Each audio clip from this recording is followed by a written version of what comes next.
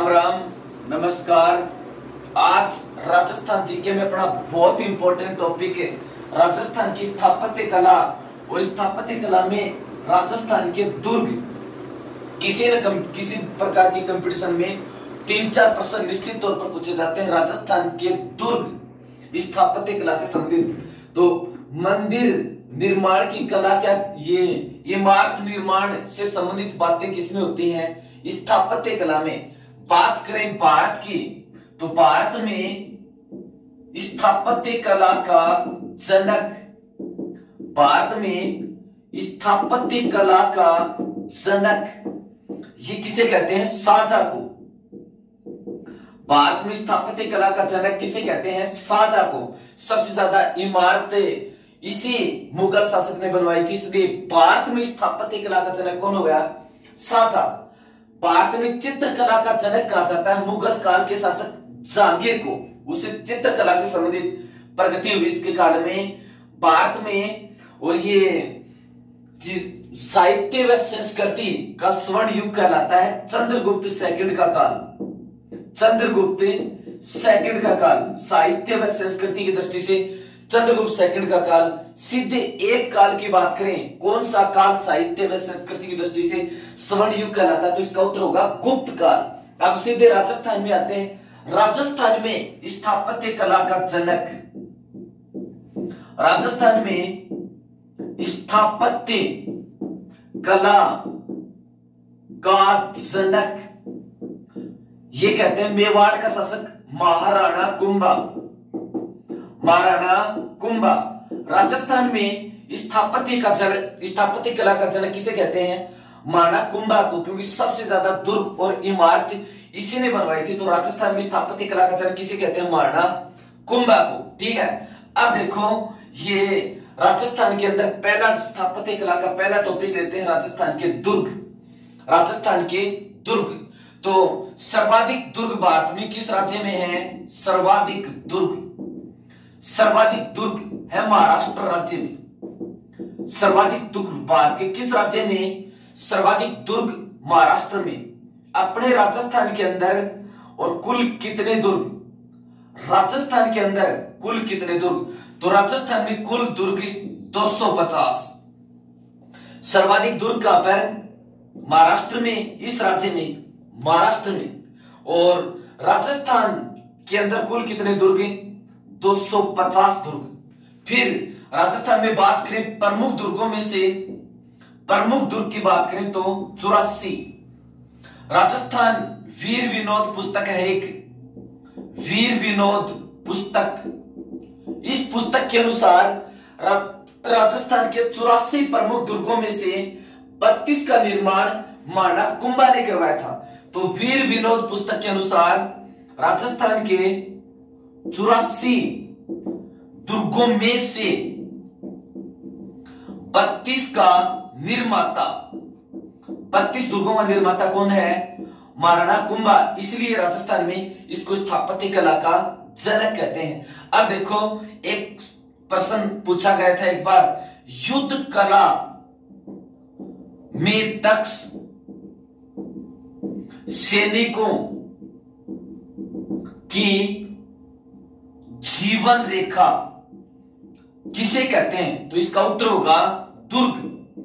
युद्ध कला में दक्ष सैनिकों की जीवन रेखा किसे कहते हैं? दुर्गों को। प्रश्न का मतलब यह हुआ, युद्ध करने में जो सैनिक दक्ष यानी पारंगत हैं, फिर उनको आजीविका कहां से मिलेगी? दुर्गों में जब उनको नौकरी मिलेगी तभी उनको आजीविका मिलेगी। तो आजीविका ही जीवन रेखा होती है। युद्ध कला में दक्ष सैनिकों की जीवन रेखा किसे कहते हैं? दुर्ग।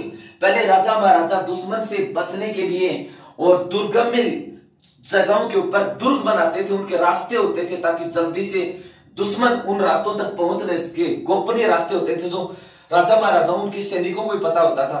तो भारत में स्थापत्य कला का जनक शाहजहां, राजस्थान में स्थापत्य कला का जनक महाराणा कुंभा। भारत में चित्रकला का स्वर्ण युग किस शासक का काल कहलाता है? जहांगीर का काल। भारत में सर्वाधिक दुर्ग किस राज्य में? महाराष्ट्र में। राजस्थान के अंदर कुल कितने दुर्ग? 250। राजस्थान के प्रमुख दुर्ग 84 प्रमुख दुर्गों में से 32 का निर्माण किसने करवाया था? माड़ा कुंभा ने, और किस पुस्तक के अनुसार? वीर विनोद पुस्तक के अनुसार करवाया था। कुंभा ने सर्वाधिक दुर्ग मेवाड़ क्षेत्र के अंदर बनवाए थे, मेवाड़ क्षेत्र के अंदर बनवाए थे। ठीक है, अब देखो ये दुर्ग शुक्राचार्य, आचार्य शुक्राचार्य, शुक्राचार्य ने राज्य के 7 अंग बताए, राज्य के 7 अनिवार्य अंग बताए कि कोई भी साम्राज्य हो उसके 7 अंग होने जरूरी हैं। राजा होना जरूरी है, फिर प्रजा होनी चाहिए, राजा के अमात्य यानी मंत्री होने चाहिए, गुप्तचर होने चाहिए, राजा के पास सेना होनी चाहिए, और राजा के मंत्री होने चाहिए, सलाहकार होने चाहिए, और राजा के पास दुर्ग होने चाहिए। इस तरह से ये 7 अंग बताए, 1 2 3 4 5 6 7। तो इसमें दुर्ग का नंबर 5वां था, दुर्ग 5वें नंबर पर है। तो शुक्राचार्य ने अपनी पुस्तक शुक्र नीति में राज्य के 7 अंग बताए, इसमें दुर्ग कौन से नंबर पर आता है? 5वें नंबर पर आता है। और शुक्राचार्य ने अपनी पुस्तक शुक्र नीति में दुर्गों के प्रकार कितने बताए? 9 दुर्ग प्रकार। शुक्राचार्य ने अपनी पुस्तक शुक्र नीति में दुर्गों के 9 प्रकार बताए, यानी शुक्र नीति के अनुसार दुर्ग कितने प्रकार के? 9 प्रकार के होते हैं। सबसे पहले नंबर 1 एरण दुर्ग, नंबर 1 एरण दुर्ग, एरण दुर्ग। ये एरण दुर्ग कौन से होते हैं? जिनके चारों ओर खाई या कांटों द्वारा रास्ता अवरोध पैदा होता है, खाई या कांटों पत्थरों द्वारा रास्ता अवरुद्ध, यानी वे दुर्ग जिनके चारों ओर खाई, कांटे, पत्थर वगैरह पड़े रहते हैं, जिससे दुश्मन जल्दी से उन तक पहुंच नहीं सके, तो वो एरण दुर्ग आते हैं। यानी दुर्गम्य रास्ता, उन तक पहुंचने का रास्ता दुर्गम्य होता है, दुर्गम्य रास्ता। अपने राजस्थान के अंदर ये इसके प्रमुख उदाहरण कौन से हैं? तो राजस्थान के अंदर इसके प्रमुख उदाहरण, एक तो ये रणथंभौर दुर्ग, रणथंभौर दुर्ग जो है कहां पर? सवाई माधोपुर में है। दूसरा दुर्ग इसका उदाहरण है चित्तौड़गढ़ दुर्ग, रणथंभौर दुर्ग, और दूसरा इसका उदाहरण चित्तौड़गढ़ दुर्ग। ठीक है, एरण दुर्ग वे दुर्ग जहां तक पहुंचने के लिए खाई, कांटों, पत्थरों से रास्ता अवरुद्ध हो, दुर्गम्य क्षेत्र हो, वो एरण दुर्ग कहलाते हैं। चित्तौड़गढ़ दुर्ग और रणथंभौर दुर्ग इसके उदाहरण हैं। दूसरा धानवन दुर्ग, धानवन दुर्ग, धानवन दुर्ग, इसको ये कौन से होते हैं? जो मरुस्थल में बने होते हैं, मरुस्थल में बने होते हैं, या जिसके चारों ओर मरुस्थल के ऊंचे ऊंचे टीले फैले रहते हैं, ताकि दुश्मन मरुस्थलीय क्षेत्र में जल्दी से वहां तक पहुंच नहीं सकता। ये कौन से दुर्ग कहलाते हैं? दानवन दुर्ग कहलाते हैं। राजस्थान में इसके उदाहरण, एक तो जैसलमेर का किला, जैसलमेर का किला, दूसरा बीकानेर का किला, बीकानेर का किला, तीसरा नागौर का किला। ये सभी तीनों किसके उदाहरण हैं? जैसलमेर का किला, बीकानेर का किला, नागौर का किला, तीनों किसके उदाहरण हैं? दानवन दुर्ग या मरुस्थल दुर्ग के उदाहरण है। फिर तीसरा ओदक या जल दुर्ग, ओदक या जल दुर्ग, ओदक या जल दुर्ग, जो जिसके चारों ओर जल फैला हो, यानी नदी के किनारे जो बनाए गए हों या दो नदियों के संगम के ऊपर जो बनाए गए हों, उस क्षेत्र में जल्दी से दुश्मन और नदी को पार नहीं कर सकता, पानी को पार नहीं कर सकता। तो ओदक या जल दुर्ग जिसके चारों ओर जल फैला हो या जल के बीच में बना हो। राजस्थान में इसके उदाहरण कौन से हैं? एक तो ये राजस्थान का सर्वश्रेष्ठ जल दुर्ग है गागरोन का किला, सर्वश्रेष्ठ जल दुर्ग है गागरोन का किला, जो इधर से काली सिंध की एक सहायक नदी आऊ, जो काली सिंध और दूसरी नदी है आऊ के संगम पर बना हुआ है जल दुर्ग। राजस्थान का सर्वश्रेष्ठ जल दुर्ग गागरोन का किला जो झालावाड़ में है। इसके बाद में दूसरा भैंसरोडगढ़ दुर्ग, भैंसरोडगढ़ दुर्ग जो चित्तौड़गढ़ में है। ये जल दुर्ग के उदाहरण है गागरोन दुर्ग और बैसरोडगढ़ दुर्ग। इसके बाद में गिरी दुर्ग। 4 नंबर गिरी, गिरी का मतलब पर्वत, गिरी दुर्ग यानी जो किसी पहाड़ी पर, ऊंचाई पर बनाए गए हो, किसी पहाड़ी के ऊपर दुश्मन जल्दी से वहां तक पहुंच न सके, गिरी पहाड़ी के ऊपर। सबसे पहले राजस्थान में जो दुर्ग हैं वो सर्वाधिक किस श्रेणी के हैं? तो राजस्थान में सर्वाधिक दुर्ग किस श्रेणी के?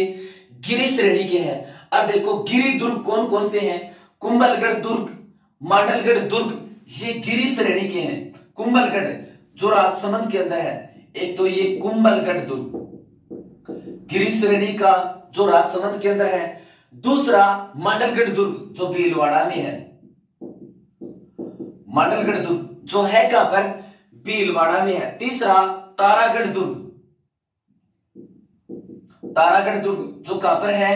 अजमेर में। चौथा जयगढ़ दुर्ग जो है कहां पर? जयपुर में, जयगढ़ दुर्ग। तो मांडलगढ़ दुर्ग, बैसरोडगढ़ दुर्ग या कुंभलगढ़ दुर्ग, और इसके बाद में तारागढ़ दुर्ग और जयपुर दुर्ग, ये किस श्रेणी के हैं? गिरी श्रेणी के। और राजस्थान में सर्वाधिक दुर्ग किस श्रेणी के हैं? गिरी श्रेणी के हैं। इसके बाद में देखो पांचवा सैन्य दुर्ग, पांचवा सैन्य दुर्ग, 5 नंबर सैन्य दुर्ग। ये सैन्य दुर्ग कौन से होते हैं? जिन दुर्गों के अंदर युद्ध कला में जो पारंगत सैनिक होते हैं, जो युद्ध कला में महारथी सैनिक होते हैं, उनको यहां पर रखा जाता है। सैन्य दुर्ग जो किसी भी प्रकार के चक्रव्यूह को तोड़ सकते हैं, सैन्य दुर्ग।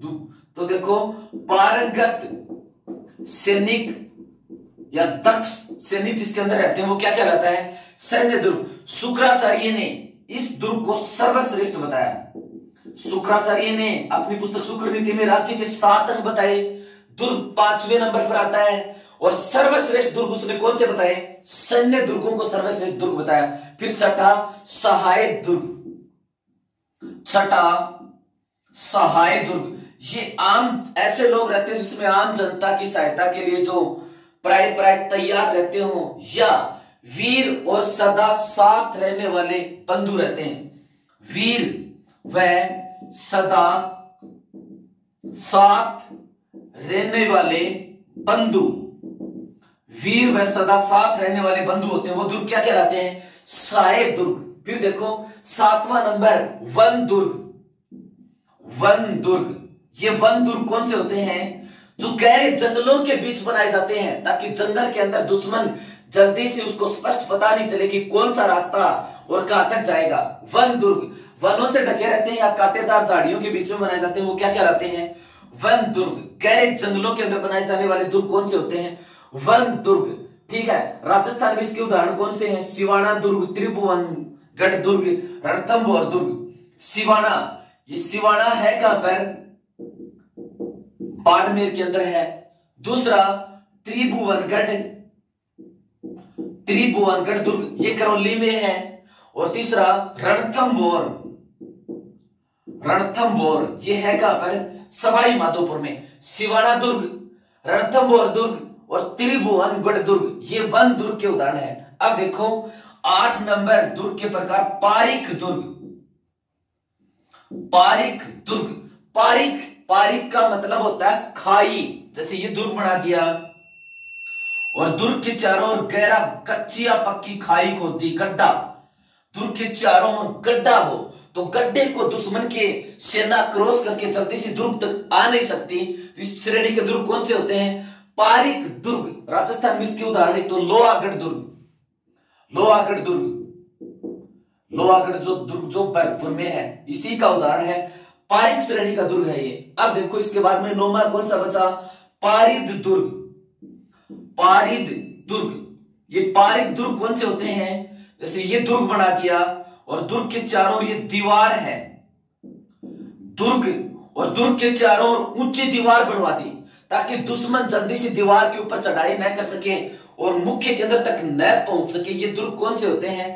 पारिद दुर्ग, यानी जिसके चारों ओर ये परिधि होती है, वो पारिद दुर्ग कहलाते हैं। इस चित्तौड़गढ़ का दुर्ग और कुंभलगढ़ दुर्ग इसके भी उदाहरण। चित्तौड़गढ़ का दुर्ग, चित्तौड़गढ़ दुर्ग ये पहाड़ी पर भी है तो गिरी श्रेणी का भी हो गया। इसके चारों ओर पहाड़ी, चारों ओर ये भी परिधि भी है तो पारिद श्रेणी का भी होगा।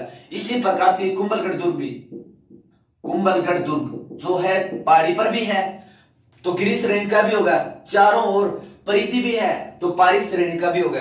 तो पारी दुर्ग कौन से होते हैं? जिसके चारों ओर ऊंची दीवार हो यानी परिधि हो। इस तरह से दुर्ग कितने प्रकार के? 9 प्रकार के।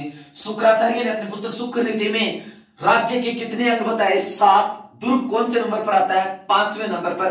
राजस्थान में सर्वाधिक दुर्ग किस श्रेणी के? गिरी श्रेणी के। और शुक्राचार्य ने अपनी पुस्तक शुक्र नीति में ये सर्वश्रेष्ठ दुर्ग कौन से बताए? सैन्य दुर्ग। सैन्य दुर्गों को सर्वश्रेष्ठ बताया। अब एक ये बार पूछा गया था पासिव क्या होता है? जैसे ये दुर्ग है, ये दुर्ग, दुश्मन जब किसी दुर्ग के आसपास पहुंच जाता है तो वहां पर वो कोई ऊंचा चबूतरा बना लेता है कि भाई यहां से इसके अंदर की वस्तुओं को देखें। वो ऊंचा चबूतरा क्या कहलाता है? पासिव कहलाता है। पासिव कहलाता है यानी दुर्ग के ये बाहर रेत आदि से बना हुआ चबूतरा, ये क्या कहलाता है? पासिव कहलाता है। इसके बाद में साबात, एक शब्द है साबात, ये दुर्गों से संबंधित है। साबात ये क्या होता है? किले के अंदर किला है बड़ा, इधर से रास्ता, मोटे मोटे रास्ते होते हैं। उन रास्तों को चमड़े से ढक दिया जाता है, चमड़े से ढक दिया जाता है। और वो रास्ता क्या कहलाता है? साबात। यानी किले के अंदर चमड़े से ढका मोटा रास्ता, यानी किले के अंदर चमड़े से ढका मोटा रास्ता। ठीक है। अब देखो इंडो सार्सेनिक शैली, ये क्या है? इंडो सार्सेनिक शैली, इंडो सार्सेनिक शैली। प्रसिद्ध स्थापत्य कला विशेषज्ञ फर्ग्यूसन ने ये नाम दिया। किसको नाम दिया? जब हिंदू कारीगरों ने मुस्लिम आदर्शों के अनुरूप जो इमारत बनाई वो शैली क्या कहलाई? इंडो सार्सेनिक शैली। यानी हिंदू कारीगरों ने मुस्लिम आदर्शों के अनुरूप जो इमारत बनाने की शुरुआत की वो शैली क्या कहलाती है? इंडो सार्सेनिक शैली कहलाती है। ठीक है। अब देखो नंबर वाइज पढ़ते हैं। सबसे पहले कौन सा दुर्ग, इसके बाद में कौन सा दुर्ग राजस्थान के जो कंपटीशन की दृष्टि से महत्वपूर्ण दुर्ग है और परीक्षा में से संबंधित क्या क्या प्रश्न पूछे गए हैं। देखो पहला दुर्ग नंबर 1 चित्तौड़गढ़ का दुर्ग। ये चित्तौड़ का किला